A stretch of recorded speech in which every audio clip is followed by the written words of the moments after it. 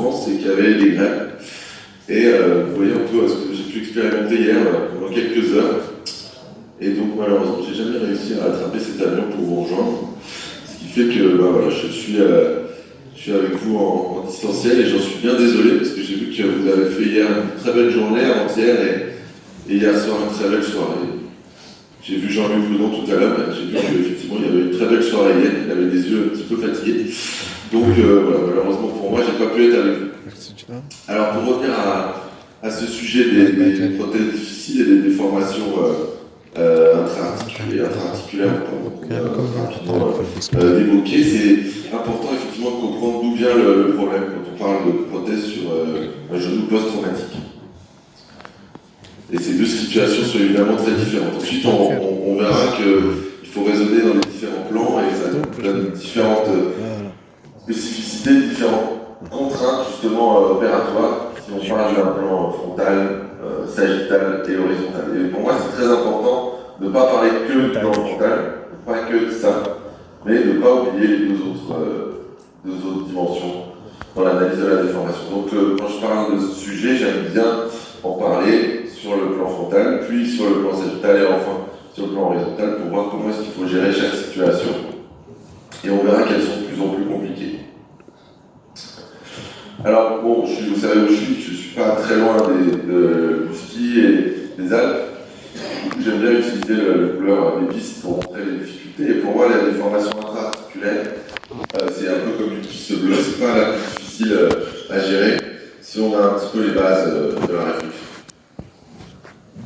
Alors les premières choses quand on parle d'une déformation intra-articulaire, post-traumatique, c'est qu'il y a une arthrose qui s'est mise en place sur un calcium. Et donc il y avait pas mal de choses qui sont passées, il y a eu une arthrose, un traumatisme, possiblement des chirurgies d'ostéosynthèse, une immobilisation. Et donc on se retrouve sur une articulation qui présente une fibrose, qui présente une destruction articulaire et une déformation. Mais cette déformation en général elle est réductible. C'est là où c'est finalement pas trop compliqué. Alors évidemment, on se retrouve avec des problèmes associés. Il peut y avoir des ankyloses, il peut y avoir des problèmes cicatriciels à gérer, un état cutané qui peut être effectivement complexe, voire très complexe. Et donc ce qu'il faut comprendre, c'est que cette déformation intra-articulaire, même si elle est très impressionnante et elle peut finalement arriver à des déformations globales qui peuvent être très significatives, finalement on peut les gérer grâce aux coupes osseuses et en rajoutant des quilles ou éventuellement des cales, des cônes selon ce qu'on a à disposition pour augmenter la fixation et la stabilité de l'un. Alors par exemple, vous voyez ici, on a là une déformation qui est significative avec un patient qui a eu une fracture intra-articulaire et on peut estimer potentiellement que c'est compliqué. Mais finalement, en réalisant une coupe assez classique et en utilisant simplement un implant avec, vous voyez, comme assez d'un dessin assez simple, avec une cale et un peu de ciment, on arrive à gérer cette situation assez facilement. Le valgus pose un problème un petit peu différent, on l'a évoqué très rapidement avec Emmanuel juste avant. Il faut voir comment sont les compétences ligamentaires. Néanmoins, on parle ici d'un genou qui peut paraître complexe et où finalement, avec une prothèse avec une contrainte très légèrement augmentée, on arrive à stabiliser ce genou et à corriger finalement avec un axe tout à fait satisfaisant. Alors quand on part sur ces calciums articulaires, je vous ai parlé des trois éléments à gérer, la fibrose tout d'abord, et donc on a des risques de raideur, d'infection. La voie d'abord doit être bien maîtrisée et il faut prendre le temps de s'exposer comme il faut. La destruction intra-articulaire, elle peut être gérée, alors on a parlé de planification, très important. Et si vous ajoutez une cale, il faut une quille pour stabiliser cette prothèse. Ensuite, comment gérer la déformation? Très souvent elle est réductible, donc il n'y a pas besoin d'augmenter la contrainte, mais c'est conditionné par la compétence ligamentaire. Et s'il y a une incompétence ligamentaire, il faut alors penser à avoir une contrainte à disposition. Un cas qui peut être problématique avec une destruction de l'épiphyse, ici c'est plus compliqué parce que les structures ligamentaires sont plus mises en péril et on peut gérer cette situation là ici en augmentant la contrainte avec des quilles longues pour ensuite faire consolider cette phase d'arthrose autour de la prothèse. C'est une situation pour laquelle, ici, par contre, on peut être amené à augmenter la contrainte, mais pour des problèmes ligamentaires et de consolidation osseuse. On passe ensuite aux déformations extra-articulaires qui, là, sont plus complexes. On passe au niveau rouge. Et comme l'a évoqué Ismaël tout à l'heure, il est important de voir où se situe la déformation. Là, on est dans le plan frontal. On parle souvent du papier de Wolf et Hummerford de 91, qui rappelle que selon la localisation du cas vicieux, les conséquences sur l'articulation ne sont pas les mêmes. Et si on est à distance, pour une déformation de 20 degrés, on a finalement une conséquence de 2 degrés au niveau de l'articulation, alors que si on est près de l'articulation, on peut avoir une conséquence très importante, ici, de 18 degrés. Donc ça ne se gère pas de la même façon. On peut tolérer un cas vicieux proximal à distance, on peut très difficilement tolérer un cas vicieux distal proche de l'articulation du genou. Vous voyez ici un cas avec un cas vicieux de 21 degrés en mi-diaphyse et une conséquence finalement de 10 degrés au niveau du genou qui peut éventuellement se gérer potentiellement d'une façon différente que si vous aviez le même cas vicieux qui était à proximité. On verra un petit peu chaque situation. On va commencer par le tibia. Le tibia, c'est une situation qu'on rencontre finalement assez fréquemment. Vous voyez ici une conséquence d'un traumatisme balistique au niveau du tibia et avec une déformation extra-articulaire importante. Si on effectue des coupes de façon classique, orthogonale, on va se retrouver avec une laxité due à une coupe asymétrique. Et donc il va falloir gérer cette asymétrie sur les... puisqu'il y a 2 coupes osseuses réalisées et elles vont avoir des conséquences différentes. Il faut savoir que si on fait des coupes asymétriques au niveau distal, fémoral, comme représenté ici, on va se retrouver avec un espace asymétrique. Alors comment est-ce qu'on peut le gérer? On peut faire un release ligamentaire. Le problème du release ligamentaire, c'est qu'il va créer finalement un mismatch entre la flexion et l'extension, puisque les coupes fémorales postérieures, elles vont être identiques. Et donc quand on va se retrouver en flexion, on va se retrouver avec une laxité interne. Alors comment est-ce qu'on peut compenser ça? Soit on l'accepte et on augmente la contrainte. Bon, on va dire que c'est une solution, mais c'est quand même pas une solution qu'il faut privilégier, parce qu'on connaît les complications spécifiques des prothèses contraintes, notamment les prothèses charnières, où on peut mettre de la rotation interne du composant fémoral, mais on sait les risques pour la course rotulienne, et c'est pas également quelque chose qu'il faut, à mon avis, considérer. Donc, comment est-ce qu'on peut gérer ça? Ce qui est très important, c'est de gérer et de comprendre la déformation osseuse. On ne parle pas de la déformation globale, on parle de la déformation osseuse, comme je vous en ai parlé au début. Et donc, si cette déformation osseuse, elle reste modérée, pour nous, la limite, c'est 6 degrés. Si vous laissez moins de 6 degrés de déformation osseuse, donc extra-articulaire, dans ce cas, on la conserve, on fait une coupe fémorale symétrique, on accepte un peu de varus résiduel, et on met bien sûr pas de rotation interne au fémur. Vous voyez un exemple ici, on aime bien montrer, qui illustre bien ce cas avec un cas vicieux fémoral, il est quand même assez distal. Les conséquences au niveau intra-articulaire ont été mesurées. On était dans une déformation qui était inférieure à 6 degrés, et donc on a mis une prothèse en conservant cette déformation, et ce qui a rendu cette chirurgie finalement assez simple, avec un résultat tout à fait satisfaisant.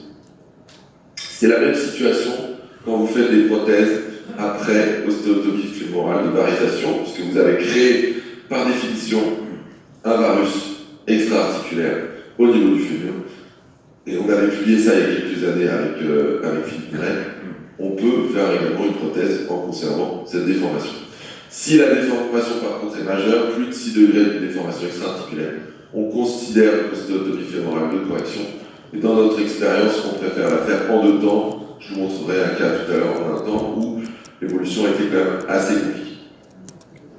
On va passer au plan sagittal, c'est le plus facile, puisque en général, comme ici au tibia, vous voyez, on ne va pas aller tellement le modifier, on peut conserver une partie de cette déformation sagittale en réalisant la prothèse et simplement en considérant une adaptation de la mise en place du guide extra-articulaire si vous êtes sur une visée extra-articulaire. Au fémur, c'est pareil, mais ici on conserve la déformation fémorale sagittale. Donc le plus souvent, on essaye de ne pas la corriger, on essaye de simplement la conserver.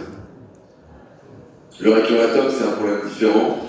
Vous avez ici un récurvatum qui est un récurvatum ligamentaire post-neuro. Dans ces cas-là, on ne va pas aller considérer une prothèse standard, on peut utiliser une prothèse contrainte. Par contre, si la déformation elle est osseuse, alors qu'est-ce qu'on fait? Vous voyez ici un récurvatum osseux, fémoral, et le chirurgien s'était dit tiens, je vais faire une ostéotomie combinée avec la prothèse. C'est quand même assez compliqué, vous voyez ici le résultat, on ne peut pas estimer qu'il soit très satisfaisant, c'est évolué vers une pseudarthrose fémorale, et c'était une patiente qui nous avait été adressée à l'époque pour considérer une amputation. Donc vous voyez, ça a évolué très mal. On n'avait pas fait ça, on avait réussi, vous voyez, avec une plaque à la faire consolider. Ça s'était terminé plutôt pas trop mal, mais quand même, c'est pas une situation qui est très favorable et on déconseille de faire cette chirurgie en un temps si on n'est pas vraiment expert dans ce type de pratique. Considérez plutôt faire 2 temps si vous avez ce type de situation à gérer. Le plan horizontal. Alors, le plan horizontal, il faut avoir 2 choses en tête.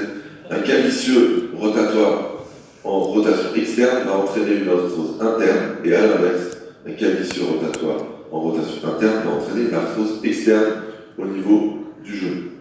Parfois c'est évident, et ici ce patient, bon, clairement, il a un cas vicieux rotatoire externe, il a développé une arthrose interne, là on peut difficilement le rater. Parfois c'est plus discret, mais cette patiente, elle a eu un cas vicieux post-traumatique au niveau du fémur à gauche, on voit ici la petite cicatrice, mais elle ne le compense pas trop mal, on se dit qu'il n'y a pas forcément un trouble rotatoire majeur, et puis quand on fait le scanner, on se rend compte qu'en fait il y a 30 degrés de cas vicieux en rotation, ce qui explique qu'elle a développé une arthrose interne, même si cliniquement elle le compense plutôt bien.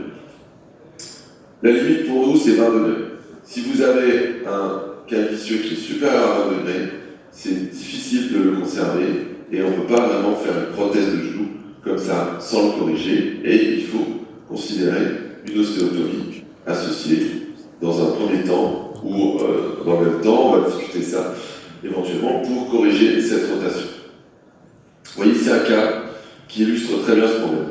Il a eu une fracture du fémur à droite et un cas vicieux en rotation qui, vous voyez, qui tolère plutôt pas mal à la marche. Et quand vous voyez ici la axiale de rotule, vous voyez les conséquences au niveau du genou de ce cas vicieux avec une rotule qui est basculée et une arthrose qu'il a développée. Alors, quand vous avez une situation comme ça, il faut mesurer ce cas vicieux. Et on a fait un scanner et vous voyez 35 degrés versus 1. Donc on était sur un cas vicieux rotatoire de 34 degrés à droite. On ne pouvait pas conserver, on ne pouvait pas le tolérer et simplement faire la prothèse. On allait se trouver avec un problème associé important. Donc dans ce cas-là, on fait une ostéotomie de dérotation, on peut discuter où est-ce qu'on l'a fait, nous on l'a fait en proximal, et dans le même temps, on fait une prothèse de genou. Vous voyez le résultat à un an, avec surtout ce qui est très amusant, c'est de voir la rotule comme elle a pu être recentrée très simplement, alors qu'on a fait une prothèse toute simple, avec une voie d'abord classique, et pas de contrainte. Donc la rotation, très important à considérer et à corriger. Je vous ai parlé des couleurs des pistes, et pour finir avec quelque chose d'un peu, on va dire, amusant, je vais vous montrer quelques cas qui sont pour moi ce que j'estime des pistes noires, c'est ceux qui sont quand même vraiment pas simples. Vous voyez ici un cas post-traumatique chez une patiente qu'on m'avait adressée, parce qu'effectivement elle combinait pas mal de petits problèmes, le cas vicieux intra-articulaire, extra-articulaire, le matériel en place, le stock osseux, et finalement oui, on s'en est sorti tout simplement avec le raisonnement dont je vous ai parlé avant. On ne regarde pas tellement la conséquence globale, on regarde d'où vient la déformation.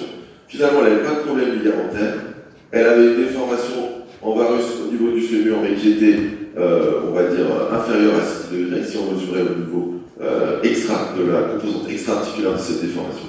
Et on a pu la gérer avec une prothèse toute bête, postérostabilisée, avec un résultat, vous voyez, quand même, là, elle était à 2 mois, qui était franchement plutôt sympa, alors qu'elle venait pour une chirurgie qu'on lui avait annoncée comme étant très complexe. On monte un peu en gamme, ça combine un certain nombre de soucis également, osseux, la rotule qui est quand même franchement basse, une prothèse au-dessus, donc on ne peut pas vraiment aller mettre une prothèse contrainte, parce qu'au niveau de la déformation sagittale ici, je vous ai dit qu'on aimait plutôt la conserver, plutôt que de faire des ostéotomies associées. Ça c'est un cas que j'aime bien montrer, c'est un cas de Philippe Néret qui date d'il y a quelques années, où il avait fait faire une prothèse sur mesure Et on estimait que c'était quand même un résultat assez sympa avec une chirurgie, plutôt quand même difficile à planifier, mais finalement dans la réalisation, une fois qu'on avait fait l'ostéotomie, plutôt on va dire, de difficulté modérée, et avec une augmentation, finalement pas d'augmentation de la contrainte, une prothèse classique. Et puis du coup j'avais été amené à avoir un certain nombre de cas comme ça. Vous voyez, celui-ci est assez sympa, avec une rotule qui est luxée permanente, un calicieux assez, on va dire, combiné, fémur, tibia, et un patient qui marchait difficilement. Vous voyez ici le condyle qui est ici, la rotule, je vais essayer de vous montrer, qui est là. Hop, vous voyez que la rotule, elle est juste ici sur le côté. Elle a une toute petite rotule qui est luxée de façon permanente ici. Donc ça combine un certain nombre de difficultés. J'ai un patient ici qui était assez âgé avec en plus, vous voyez, un déficit d'extension passif, même si au niveau actif finalement l'appareil extenseur avait l'air plutôt bien. Et vous voyez, j'avais fait une prothèse, alors là j'avais monté la contrainte, on avait eu quelques difficultés sur la rotule, mais au final on s'était retrouvé avec un résultat également assez sympa en considérant un peu toutes les difficultés dont on a parlé avant. On monte un peu encore, ça c'est un patient avec une ankylose sur trauma balistique, avec pas du tout de mobilité. Et ça c'est des cas pour lesquels par contre également c'est difficile de s'en sortir sans augmenter la contrainte parce qu'ils ont la capsule postérieure en général et les structures postérieures qui sont complètement parties. Et là je vous déconseille de gérer ça sans passer sur une prothèse contrainte. Vous voyez ici ce qu'on a pu obtenir, c'est quand même assez sympa vu qu'il partait de absolument pas de mobilité. On a réussi à lui donner presque 100 degrés de flexion. Et alors le problème chez ces patients jeunes, parce qu'évidemment la prothèse là, on est un peu inquiet sur la durée de vie, on se dit ça va durer combien de temps. Et vous voyez, il arrive à courir avec sa prothèse charnière. Ça c'est quand même des situations toujours un peu impressionnantes quand on voit ce que ces patients jeunes arrivent à faire dans des conditions initiales dramatiques. Alors pour finir, quelques messages sur cette arthrose post-traumatique. Quand la déformation est intra-articulaire, je vous ai dit, c'est plutôt quelque chose qu'on peut gérer de façon assez simple. C'est la déformation extra-articulaire qui pose souci, et Manu va vous en parler après plus en détail, mais vous avez vu un petit peu quelques exemples de comment est-ce qu'on peut réfléchir par rapport à ça. Le plus important, c'est la planification.